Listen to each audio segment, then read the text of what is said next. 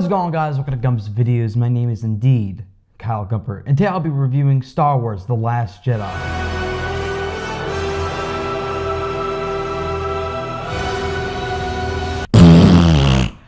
Fuck this movie.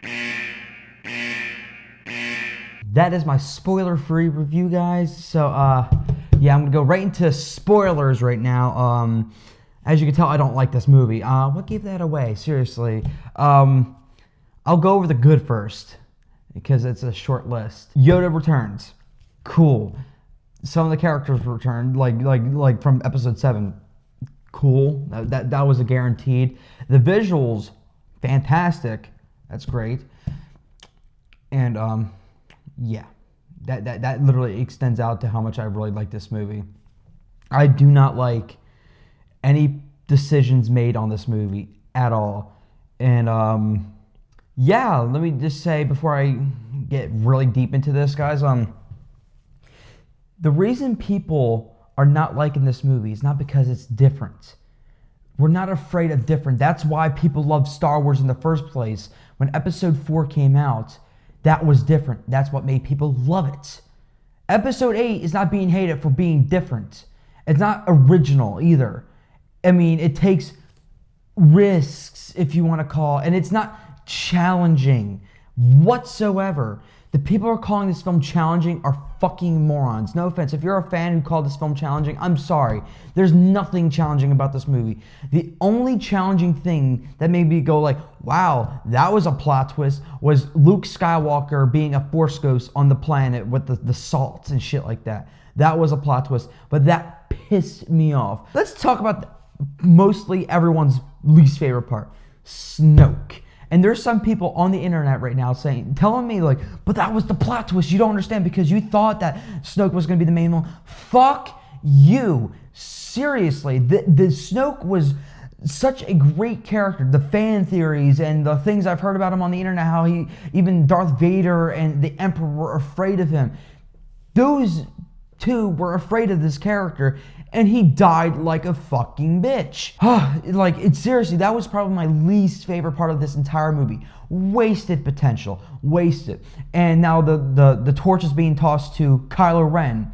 And I liked him as a side villain in episode 7. If I have a review up of episode 7, I kind of praised this incarnation of a villain, Kylo Ren, because he was a side villain. And then we had Snoke leading things. Kylo Ren is not a leader.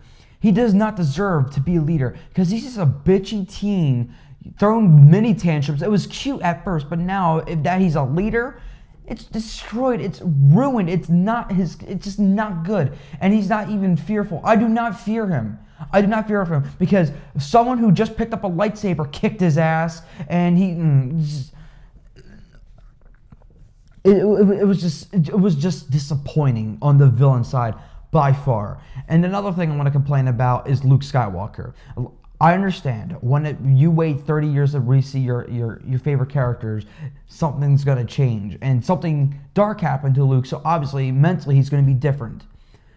But when they revealed why Kylo went against him, when Luke was going to kill him, that just put a grave into it, and that ruined it. You want to know why? Because in episode 6, he was willing to risk his own life to save his father. You know why?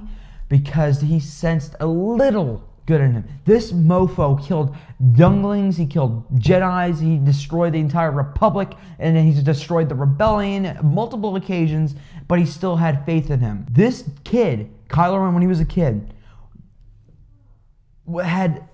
he's a teenager who he sensed darkness into him. He was supposed to teach him, and then he's like, zzz, and even though he didn't kill him, he had the vibe of killing him. And that makes me sick to my stomach. So that's not Luke. And it was just disappointing on that end. And then Luke, like Kylo Ren's like, oh, this and that. And then Luke's like, oh my God. And then he goes into a runaway. First off, if this was still episode 6 Luke, as it should have been, because nothing dark happened to him at the moment, he would have said, oh, I'm going to fix my mistake, and I'm going to take care of this right now. He hides. That's not why you hide. I mean, sure, he ruined the temple and shit like that. He caused it, but he would fix his mistake. He was willing to fix others' mistakes, but why is he not willing to fix his own? Because he's ashamed of himself. Well, I mean, he wouldn't be ashamed of himself if he was strict to his character. If he was still his character, he wouldn't have tried to kill Kylo Ren. Don't get me wrong, Mark Hamill had a great performance, but even Mark Hamill doesn't like where Luke Skywalker went. What? Blasphemy. No, he didn't. Yes, he did. Look at any review or any interview he says when it comes to Episode 8. He does not. He shows no remorse when it comes to this movie. None. He says, I don't believe in Rian Johnson's vision. I didn't like where he was going. I believe in like Colin Trevorrow or whatever, the guy from Jurassic World. He said, I believed in his vision more because we were on the same understanding. Kathleen Kennedy was on the same understanding. Then this guy, Rian Johnson, comes in, destroys everything. He doesn't understand the character. These are things that Mark Hamill said into the interview, okay? These are on multiple occasions. Just look at Mark Hamill, Episode 8. He'll trash the movie. Another thing I want to complain about is definitely Poe, Finn, and this girl named Rose. Complete waste of my time. You know why? Think about it. Just think about it for a minute, okay? Poe realizes that the shit's going down, so he needs to fix it. And in order to do this crazy plan they come up with, which is intercept the Star Destroyer, because they can find a way to actually follow people through light speed. So they were going to send people in and into it and actually deactivate it. But there's only one person that can do that, and that's on this casino planet.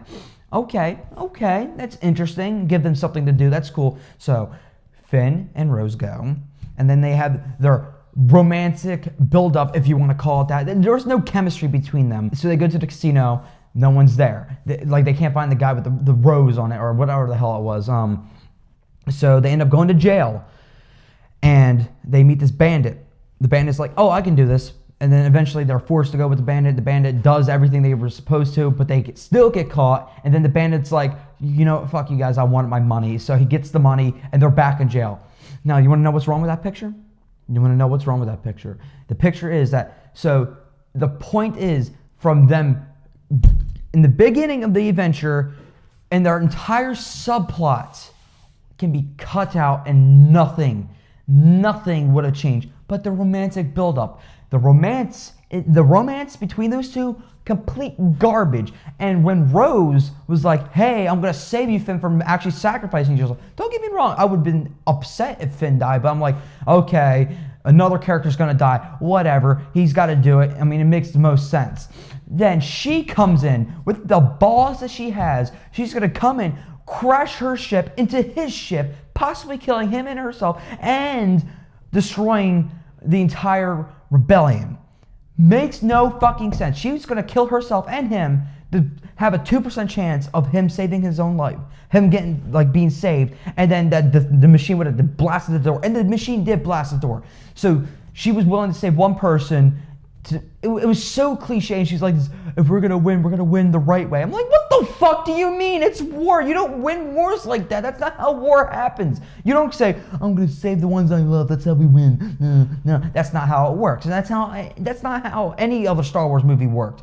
Never, ever. Sacrifice has to be made. And Finn knew that, but this bitch was like, I'm gonna come in, but whatever. I'm a little flustered right now. It's just I'm furious with this movie, the potential, and it was just all bleh.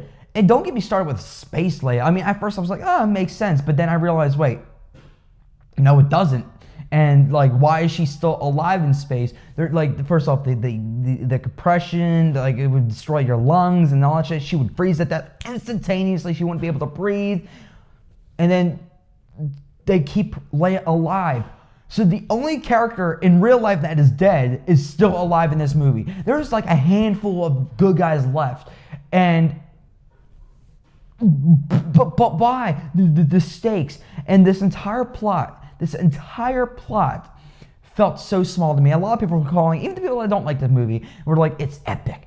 You know what it felt like? It felt like a 2 hour, 30-minute movie around O.J. Simpson's car chase. O.J.'s best friend and former teammate, Al Cowlings. Just like the Star Destroyer, and then the rebellion just like with a bunch of other visual noise. And the way this movie was edited was complete crap. Like literally, we were watching Finn and Rose doing something. Then we cut to Luke Skywalker just walking around, and he looks at a lightsaber, and that was it. And then cut back to Finn and Rose. I'm like, what the the hell was that for? There was no need for it. The editing, the pacing, everything is garbage. The directing, it's a fucking mess. It's not because I don't understand it.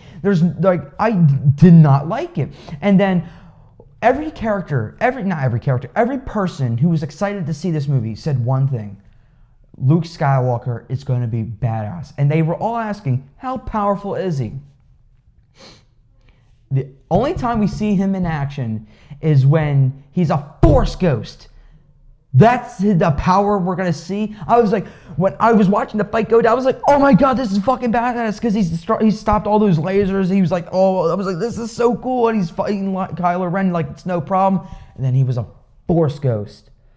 Oh my God. Really? Really? And then when he stops doing the Force ghost, he just disappears into the thin air because it's poetic, because it's what happened to Obi-Wan Kenobi. Obi-Wan made a sacrifice. This mofo did nothing. He sat on his fat ass and kept on complaining to Rey, like, I don't trust you, I don't trust you, I don't trust the darkness anymore. And then he just kept on complaining about that. And it got repetitive on that part too, because Mark just kept on saying the same thing. It was annoying. And so that was another 15, 20 minutes of completely wasted. And there was no training over there. But Luke could have been taken out of the movie and nothing would have changed. Nothing would have changed. That's the problem with this movie. It's underwhelming with the answers we get from episode 7. And everything is just filler. Everything just felt like it was shoved in there at the last minute. And guess what? The movie felt way too long. I felt like it could have ended 3 different occasions. And I was like, okay, that's it. And I was getting ready to get up and nope, it continued. Oh, that's weird. And then again. And then again. Are you fucking kidding me? Just end already. The fact that people are trying to tell me that, no, you just don't understand. You're not smart enough to get it. What am I not smart enough to get? Listen, I understand there's a lot of people that praise this franchise way more than I do. I don't even praise this franchise. I adore the originals. I hate the prequels, and I really adore Episode 7. Rogue One it was okay, but this was bad. I won't say it's bad, worse than the prequels, but it's bad. It's like it goes 2, 1, 3, then 8. That's how bad it is for me. It is crap. It's just filler, non-stop filler, and don't you dare try to tell me that it's because I don't understand. It's called an opinion, and B, you're just pointing fingers to people that don't agree with you. And that's what I'm also sick about. Star Wars fans are not usually like this. It didn't happen until Episode 7 came out. People are just pointing fingers, oh, you don't understand because of this, oh, you don't understand because of that. Or maybe, I don't know, maybe it's called an opinion and, you just don't have to agree with me. I don't care if you don't agree with me. It's just the fact that you respect my opinion, and that's all I care about. But at the end of the day, there was some cool visuals, cool shots, but that's all it was. It was a cool movie to look at, but it was boring at the same time. Little to no Jedi action in there, and it was predictable, and a lot of waste potential. I'm going to give this movie 1.5 out of 5 stars. My biggest disappointment of the year by far. I want to hear your thoughts down below, guys. I have a Twitter, Instagram, Gumps_videos. Go follow me there for the latest news and updates on my channel. Thank you guys for watching. Please subscribe and all that crap. Later and goodbye.